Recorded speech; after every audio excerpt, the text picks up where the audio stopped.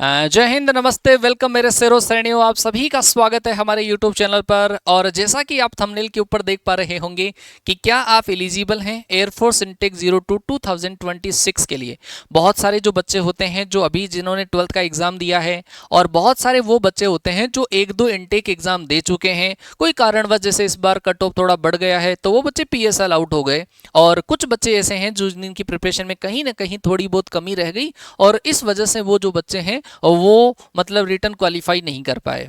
और अब उन बच्चों के दिमाग में ये संशय बना हुआ रहता है, बार बार कमेंट के जरिए, मैसेज कॉल के जरिए आप लोगों की ये क्वेरी होती है कि सर क्या मैं एलिजिबल हूँ, क्या ये जो इनटेक आएगा 02 2026 क्या उसके लिए मैं एलिजिबल हूँ। तो उसके लिए आज हम आप लोगों के लिए वीडियो लेकर आए हैं। आप इस वीडियो को कंप्लीट वॉच करिए, फिर उसके बाद में आप एनालिसिस करना कि क्या आप एलिजिबल हैं। हाँ, लेकिन ये ध्यान रखना कि अगर आप एलिजिबल हैं डेट देखने के बाद में, है ना, ये डेट जो मैं आपको बता रहा हूँ एक्सपेक्टेड एक दो दिन ऊपर नीचे हो सकता है, बाकी एग्जैक्ट आपको डेट मिल जाएगी जो नोटिफिकेशन आएगा। नोटिफिकेशन जून जुलाई में आएगा, लेकिन आपको प्रिपरेशन अभी से आपकी स्टार्ट करनी है। अगर आप इस डेट ऑफ बर्थ के ब्लॉक में आते हैं तो एक कमेंट आपको करना है, आपके पास कितने चांस बचे हैं। ठीक है, आपकी डेट ऑफ बर्थ क्या है वो कमेंट जरूर से करना, ताकि हमें लग जाए, पता चल जाए कि आप लोग हमारे साथ में जुड़कर प्रिपरेशन करने वाले हैं।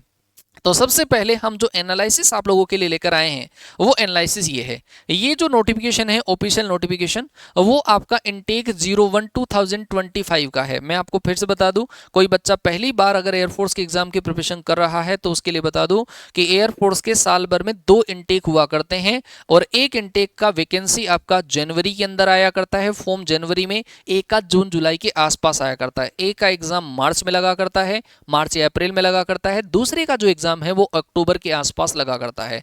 तो ये जो मेरे पास नोटिफिकेशन है, अब ये मत देखना कि सर 01 2025 तो अभी चल रहा है।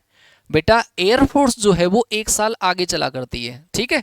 तो जो ये नोटिफिकेशन था पुराना नोटिफिकेशन है, आपका नया जो नोटिफिकेशन आएगा जून जुलाई में वो भी ऐसा का ऐसा ही आएगा। 01 2025 में जिन बच्चों जो इनटेक आया उसमें बच्चों का जो डेट ऑफ बर्थ का जो ब्लॉक था वो ये दे रखा था 2 जनवरी 2004 है ना। 2 जनवरी 2004 इसके अंदर डेट ऑफ बर्थ का ब्लॉक था, और इसमें आगे वाला जो डेट है वो भी आपको दे रखा है, ठीक है। ये है हमारे पास 2000 कौन सा 01 2025। इसके अलावा इसके आगे जो इनटेक आया कौन सा आएगा 02 2025 जो इनटेक आया उसमें 6 महीने डेट बढ़ जाती है, और वो था आपका 2 जनवरी। 6 महीने बढ़ा लो, 6 महीने बढ़ाओगे तो 3 जुलाई 2004 से 3 जनवरी 2008 के बीच में जिन बच्चों का डेट ऑफ बर्थ है वो बच्चा इसमें एलिजिबल था। फिर उसके बाद में जो आपका इनटेक आया 01 2026 जो आया, जिसका रिजल्ट आ चुका है, और बहुत सारे बच्चे हमारे सेलेक्ट भी हुए हैं। अप्रोक्सीमेटली 2500 से लेकर 3000 बच्चे जो हैं वो इसके अंदर हमारे सेलेक्ट हुए हैं, जो हमसे पढ़कर सेलेक्ट जिन बच्चों ने हुआ है। अच्छा, इसका जो डेट ऑफ बर्थ का जो ब्लॉक था वो ये था 1 जनवरी 2005।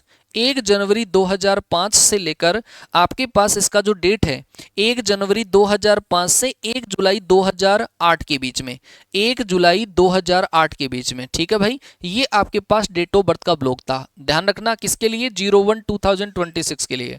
अब आप आराम से देख सकते हैं कि जो इनटेक आपका 02 2026 आएगा, दूसरा इनटेक आएगा, उस इनटेक में आपका डेट ऑफ बर्थ क्या हो सकता है, तो वो डेट ऑफ बर्थ होगा, आप 6 महीने प्लस कर दीजिए, इसमें 6 महीने प्लस कर दो, इसमें 6 महीने प्लस कर दो, मतलब आपका डेट ऑफ बर्थ का जो ब्लॉक है वो ये होना चाहिए 2 जुलाई 2005 से 1 जनवरी 2009 के बीच में। अगर कोई बच्चा आ रहा है तो वो बच्चा इनटेक 02 2026 के लिए एलिजिबल होगा।